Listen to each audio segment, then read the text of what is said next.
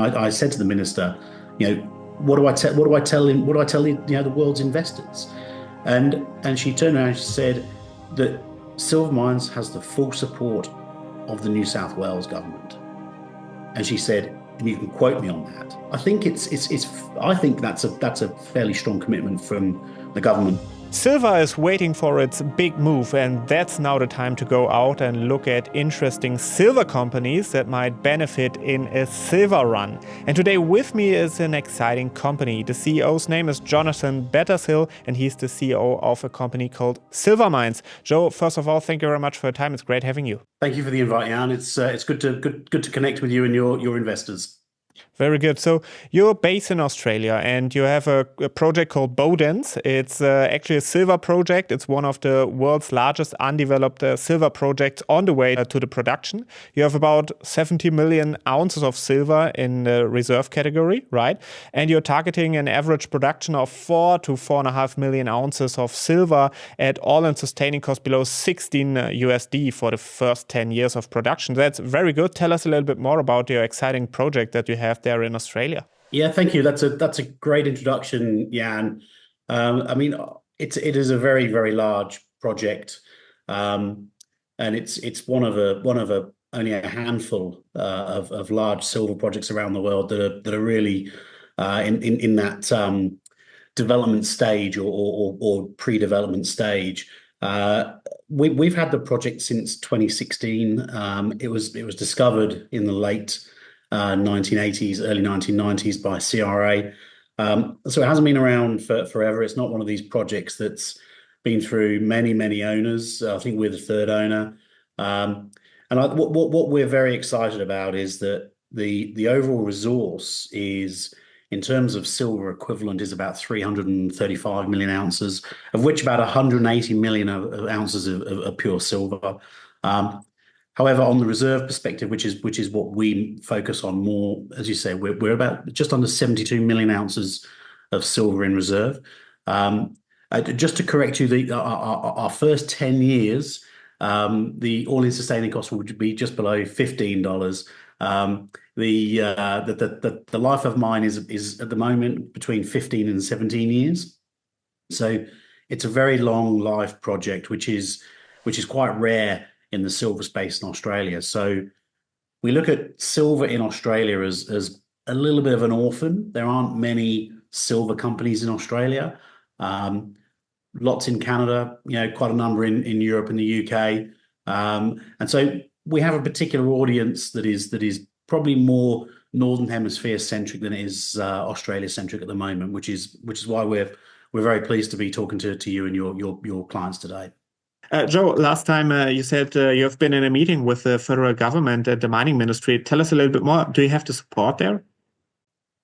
Yeah, look, Jan, we believe we do. We had a meeting, and obviously all these meetings have to be officially lined up. You can't just walk up to the Minister for Natural Resources. So we went through the correct protocol. And when we were in the meeting, we explained the situation as to where we were, and obviously, the ministry was fully aware. But this was just prior to the North American conference season. So we were, as a company, we were going over to the Beaver Creek conference and the Denver Gold Forum, which are two of the main conferences for precious metals names in the world. And I said to the minister, what do I tell him? What do I tell the world's investors? And she turned around and she said that Silver Mines has the full support of the New South Wales government. And she said, and you can quote me on that. So, look, I think that's a fairly strong commitment from the government that, and as I've said, I will always say that, from a mining perspective, the New South Wales government is pro mining, and there's been some issues at the federal level with Labor that have been quite negative mining, and the New South Wales government have been quite critical of some of those comments. So they're putting their head out there. They're putting their head on the line. You know what I mean, or the neck on the line, so to speak. So yeah, we feel that we've got their support. Very good. Thank you very much for the correction on the all-in sustaining costs. And I think that's very good to outline here, right? We are talking about Australia, a safe jurisdiction, as you would say. That's pretty good. And we are talking about pretty low all-in sustaining cost here. I mean, $15. We have a silver price above $30. Some people are expecting $50 quite soon. So you have quite a leverage on the silver price, and that's really, really good. And again, we're not talking about some place in Africa. We're talking about Australia. So that's definitely an upside here on the end for the investors. But let's talk a little bit more about the project and your license, right? You already had a license to go ahead and build a mine. It got taken again away this year or last year, sorry. And in your presentation or last time when we spoke, you said you're quite confident of getting it back. Tell us a little bit more to this background story, because I think that's really something investors have to look on. Your share price corrected quite sharp after you got the license taken away. So that could be a potential upside if you get it back. So tell us a little bit more about the whole story. Yeah, sure. Yeah, and so we commenced this journey with respect to the permitting really back in 2018. In New South Wales in Australia, one of the key prerequisites of going into a permitting phase is you have to have a bankable a feasibility study, not bankable, just a feasibility study. So we completed that feasibility study in 2018. That then led into a 2-year period of completing our environmental impact assessment for the project, our environmental impact study, which then led into us submitting our development application to the New South Wales government. So that was in 2020, late 2020, and we finally got the development consent in early 2023. Now, the development consent is really the key permit for New South Wales. And what makes it so difficult is that due to some unfortunate shenanigans with the government, or with a couple of government officials a number of years ago who committed fraud on a coal project, the New South Wales government put in place this body called the Independent Planning Commission, which is the final arbiter of any development that they classify as of state significant development, which is greater than $30 million, which obviously ours is. And so we got that development consent, which was terrific. And there's a small group of activists who local to the mine who don't want us there. Coming out of the IPC approval process, the structure of that permit means that the project can't be appealed on merit. So any activists had to try and find some sort of error in the way that the permit processing or the application was processed. And so this small activist group of activists requested a judicial review, which anybody is entitled to do for any permitting aspect or any aspect of law in Australia. That was dismissed in early 2024.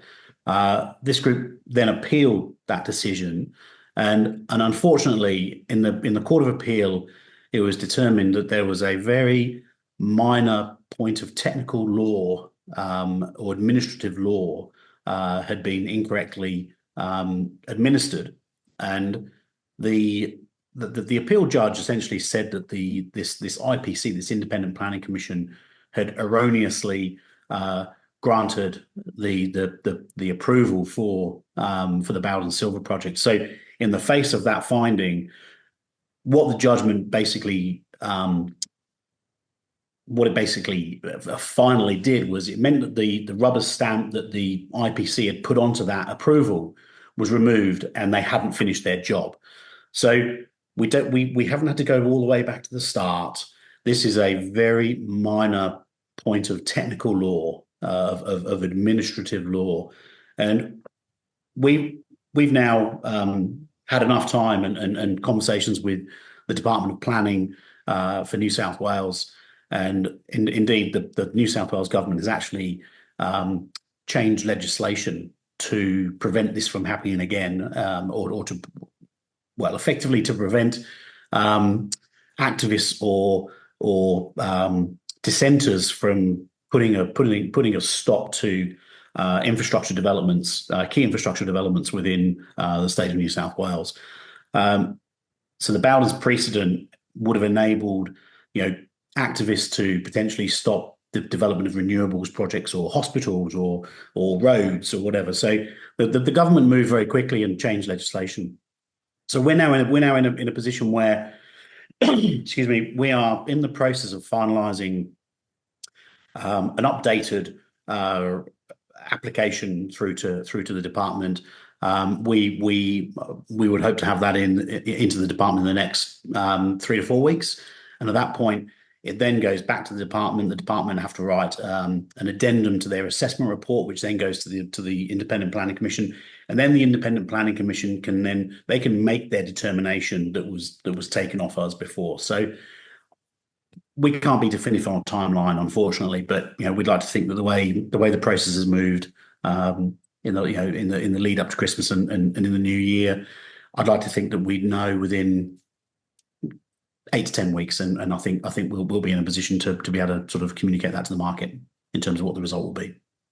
That's very good. And just to get it straight, right? It was not because you did anything wrong. It was because there was a minor mistake in the technical process. It was not because you messed up some environmental things. It was just because of a technical thing, and that makes you quite sure to get a license back quite soon. And also, I think last time we talked, you said that you improved actually some things on your mine plan, right? Even on the environmental side. So maybe we can also talk a little bit more about this, because it makes it even more realistic that you're getting back the license, right? Because you can show the people that you've done something actually to make it even better. Yeah, absolutely. Look, I mean, in terms of the application that's in front of us and that's in front of the department at the moment, there won't be any changes made to that. But what we've done is, as part of the optimization, we have identified some elements of our original mine design that we can change, which have a much better economic output for shareholders and investors, but also fix quite a few or make better quite a number of the original concerns of some of the landowners and some of these activists, recent local landowners and activists. I mean, for instance, now you've mentioned it, Jan. I mean, for instance, one of them is we've refined the concentrate. Or what we're going to be selling. Originally, under the feasibility study from 2018, that study was based on producing 2 concentrate streams, and one was a lead stream, which has most of the silver, which has about 80% of the silver in it, and then there's a zinc stream as well, which had about 20% of the silver. Now, for those of your clients that would understand the concentrate markets, you only get paid about 70% of your silver within a zinc concentrate. But you get 95% for silver within the lead concentrate. So we were looking at ways of how do we get more of the silver into the lead, or how do we get the payability higher for the silver going into the zinc concentrate. So we came up with this after some test work. We came up with this significant improvement whereby we're just producing a single concentrate. So there's no 2-stream concentrate. So it removes the requirement for a second stream of float cells within the process plant. So it's a slight reduction in what the capex could have been. It's also less operating cost in less electricity within that plant process as well. But really importantly, excuse me, really importantly, when we were doing the 2 concentrate streams, there was a requirement to use cyanide within the process plant. Now, one of the concerns, and quite appropriately, one of the concerns from local activists was, the presence of cyanide and the impact of that seeping into the groundwater. Well, by going to a single concentrate stream, we removed the requirement to have any cyanide in the process. So that sort of is one particular but quite important aspect of what you touched on there in terms of, we are looking at making these changes, but those changes will come, once. Well, we've still got to work through the final engineering on these. So yes, we've included them in our optimization, but they're not in that mine plan that we're currently seeking approval for. Okay, got it. But it's still very good to know, and it's very good that you're not just working for your shareholders, but also to make, let's say, your activists a little bit more happy. That's very good. But let's also talk about your capital raise that you just had, right? You haven't had your license, but you were still able to raise 25 million Australian dollars for the companies. It seems like your investors, also the big guys, are also quite confident that you get back your license. Who's supporting you in terms of shareholders? I think you have quite a tight shareholder structure. You're still focusing on investors of the institutional side. That's very good because they are a little bit more long-term shareholders. Tell us a little bit more about that. Well, we've got a very large number of shareholders, and I wouldn't. We don't have the tightest of registers, Jan. I'll be perfectly honest there, but we are working on tightening that up. In fact, this most recent capital raise that we completed in December, that brought in some significant offshore investors, predominantly US, one from a large one from the UK, and a number of smaller ones from Australia. But we are still predominantly a retail-driven stock. But we think that's normal for this part of the journey. Prior to where we've been and where we've come from, particularly with respect to the permitting issue, a lot of institutions have would have sort of sat back and I've got almost 2 decades of experience in equity capital markets prior to coming back into industry, and I know institutional investors tend not to like binary outcomes. A yes or a no. It's kind of like, well, they can either look really good or they can look really bad. So what we did with the timing of this placement, or back in December, was we waited until we had a clear direction, really, as to what the government were going to do, what the state government were going to do with respect to potentially changing legislation to make our journey getting that consent back a little easier or a little more confident. And we've been full disclosure. We've announced all of the proposed changes that the government were making, and then when the legislation was changed, we announced that, and all of that is public as well. Anyway, the government. I mean, it's all in the media, so it's been relatively simple for investors that like the silver story and like silver, have an interest or knowledge of silver mines. I think once we lost that consent, there was some quite strong statements from the New South Wales Department of Planning and the government that they were supportive of mining, not just ours, but they're supportive of mining generally, and I think that's given the investors the confidence that and we were very clear to tell everybody that we can't control that timeline. We can't be definitive as to what that timeline's going to be. It could be 6 weeks, it could be 6 months. We don't know. But the way things have moved, we think it's sort of in that. Internally, I've said to the guys on site from a budgeting and planning perspective, because we still have to keep pressing on and keep doing our job. I've said, let's assume we have the consent back within in that sort of April-May period, and we might be wrong. We might get it earlier, we might get it later. But I think back to your original point, the investors, I think they saw it as an interesting entry point, with the stock having been sold off 50% on the back of losing the development consent. If we get it back, silver, when we lost it, silver price was $29. Now the silver price is $30, $31. It could be a good trade for those that have come in, and a very good entry point. Absolutely. And I think that's really important to outline here, is in your latest capital raise that we were talking about, there was also a group from Australia and I think from Sydney, meaning also the local people are supporting you. And I think that's quite important when you live, for example, here in Germany, to understand, you don't have the license right now. You're quite confident in getting it back. You have to support from the government side, but you also have to support from the local, let's say, money side. And I think that's also important to understand and to know, because it makes a better feeling when the locals are with you, right, in this kind of process. Very good.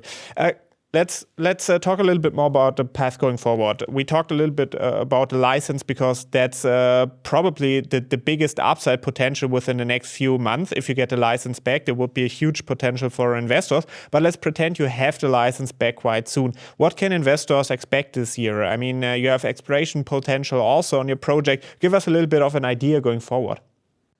Yeah, absolutely.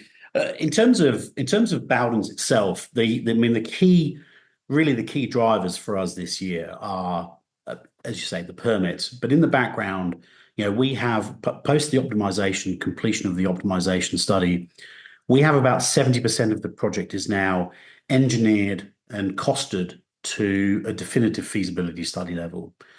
There's a remaining 30% which is engineered and costed to a feasibility study level. So we have to upgrade that feasibility study level to the DFS level. So really, between now and mid-year, I mean, I think that the two sort of key catalysts between now and mid-year will be getting that consent back and getting the rest of the project up to that definitive feasibility study level.